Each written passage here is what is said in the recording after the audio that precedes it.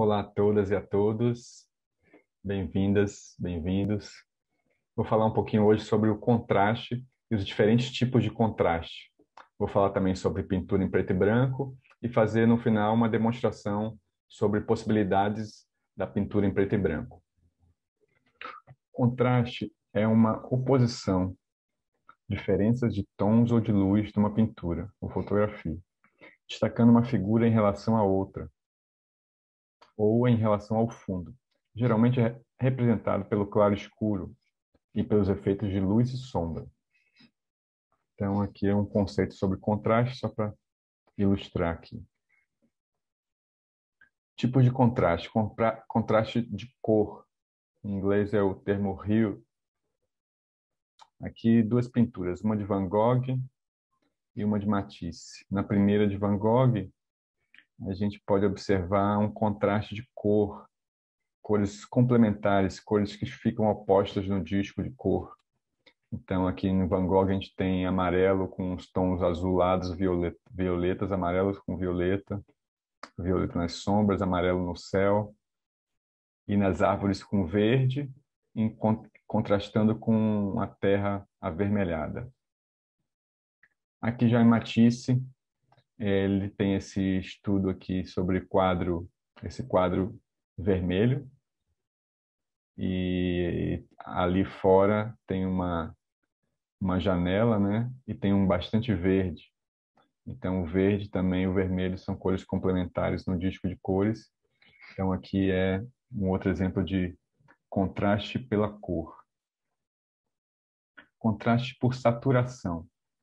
É muito interessante o contraste por saturação. Saturação é a cor mais lavada e a cor menos lavada. A saturação é quando ela sai do tubo de tinta. A saturação está máxima. A tinta, quando saiu do tubo de tinta, ela está bem forte, bem saturada. Então, a gente pode dizer que essa saturação é máxima. Conforme a gente vai adicionando branco, ou cinza, ou preto, ou uma outra cor complementar, por exemplo, essa saturação vai reduzindo.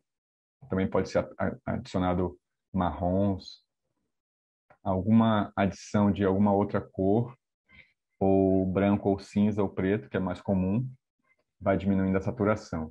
Aqui dois exemplos de Monet, um de Monet e outro de Isaac Levitin, que mostram assim a variação de saturação. A tela lá atrás, a imagem atrás bem difundida com o fundo, e em primeiro plano um mastro ali, com a cor mais viva. Já no Isaac, a gente tem um primeiro plano com os tons de rosa, azul, verde, bem vivos, e atrás tem uma montanha ali meio rosa, que está com um tom mais pastel, com um tom mais lavado, como a gente fala. E tem os brancos, tem ali um céu também azulado.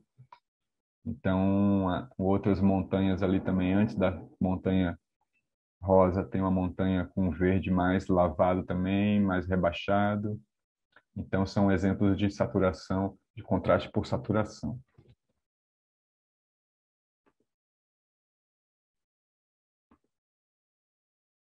Aqui também um exemplo de usar a saturação para chamar a atenção para determinada área.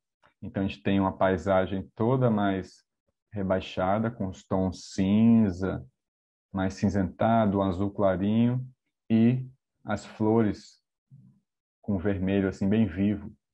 Então isso é uma forma de a gente chamar a atenção, cor mais saturada, o vermelho, e cores ao redor menos saturada. Inclusive tem um verde ali também, está menos saturado, dá a impressão que está mais ao fundo aquele verde. Um muro todo cinza com branco, o céu também está mais acinzentado. Então essas cores rebaixadas, elas vão dando essa característica de contrastar com essa em primeiro plano que está bem forte. Aqui também uma outra forma da gente olhar essa questão da saturação são em dois quadros com pouca saturação. No quadro todo está dessa forma, causa uma questão de um ambiente de uma forma, né? Dá a entender uma coisa assim mais... Aqui em Degas ele está dão a entender que está um dia meio nublado, tem uma atmosfera assim, né, intimista, digamos, pouca saturação. E já o Monet fez uma pintura aqui com muita saturação de cores, bem colorido, traz mexe assim, né, numa coisa mais forte, de mais vivo, de mais, não que um seja melhor do que o outro, é apenas a emoção que ele mexe, que é importante a gente observar. Como que mexe na emoção com a gente quando a gente tem um quadro menos saturado e um quadro mais saturado. O que que causa isso na gente, né? É interessante observar e tirar proveito disso quando a gente estiver pintando. São possibilidades. Aqui, contraste de valor, que a gente vai aprofundar mais, que é mais luz, menos luz. Depois a gente vai ver sobre essa questão dos valores, mas aqui eu coloquei a imagem também em preto e branco, para que a gente possa observar mais atentamente os valores. A parte mais escura, que está em primeiro plano, ela tem um valor mais alto, tá? Chega ali quase perto do preto. E lá o fundo, bem clarinho, com bastante luz, quase chegando no branco. É um contraste, né, que a gente tem com essa área mais clara com essa área mais escura.